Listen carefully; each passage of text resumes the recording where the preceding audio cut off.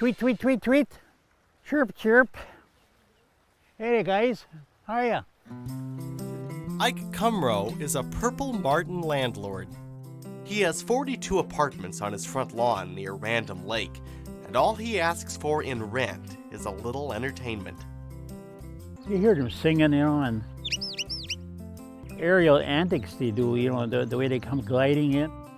He's very attentive. Well, the morning I said during the time I eating breakfast, I got my binoculars out there. He even makes house calls to make sure everything is in good order and there are no unwelcome visitors. This is a sparrow nest. That's going to get destroyed this afternoon. Purple martins have seen their natural habitat shrink over the years, and now they almost exclusively nest in man-made houses. They have a bonding with humans. Ike knows he's been raising purple martins almost his whole life. This would be the 69th year that I had purple martins. Ike grew up just a few miles away, back when every farmer had a martin house on a pole in the yard.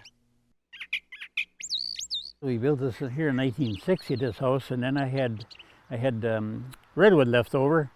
So I thought, well, I'll build a martin house. So I built it and I put it up. Next morning, there's martins here, and they've been here ever since. For people not named Ike, martins can be difficult to attract and even harder to keep in an area. The main thing is attracting martins is three things: location, location, location. Ike says purple martins like open spaces and want to be close to the house. And of course, there needs to be room for a whole flock of birds. They're colony birds. If you only have one pair, you sort of feel lonesome. The more you can get, the happier they are. He says the key to a healthy colony is a little room service from the landlord. These houses have to be made that you can lower them and clean them out. Ike keeps a tally of each compartment throughout the season. 4, 5. Starting to bring in some material for their nests now. He knows that corn stalks are the sign of a nest, but green leaves mean they're about to lay eggs. Now these guys here are roughly about 11 days old. After the eggs hatch, Ike goes from landlord to babysitter. We'll put you in here. He takes each chick out of the nest and then cleans out the old pine needles looking for pests.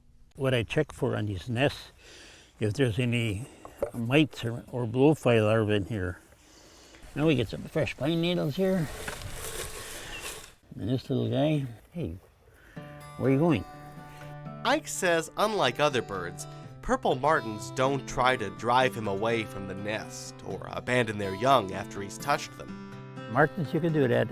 He does this cleaning process twice before the chicks are 20 days old. They just hatched, probably just hatched a day or two. In the fall, the purple martins fly to Brazil for the winter, but they'll be back in the following spring. And they come right back to the same place and the same compartment. Last year, Ike had 24 pairs lay a total of 138 eggs. And out of the 124 that hatched, 121 fledged, which is 98%. Through the decades, Ike has helped raise thousands of purple martins. They just hatched a couple days ago. While his role as a purple martin landlord requires a lot of time and effort, Ike doesn't mind it a bit. Some people, it sounds a lot of work, but what's your hobby? If you think that's a work, well then that is not a hobby for you. To me, that's my hobby. Really, it's a lot of fun though, to have these martins around here.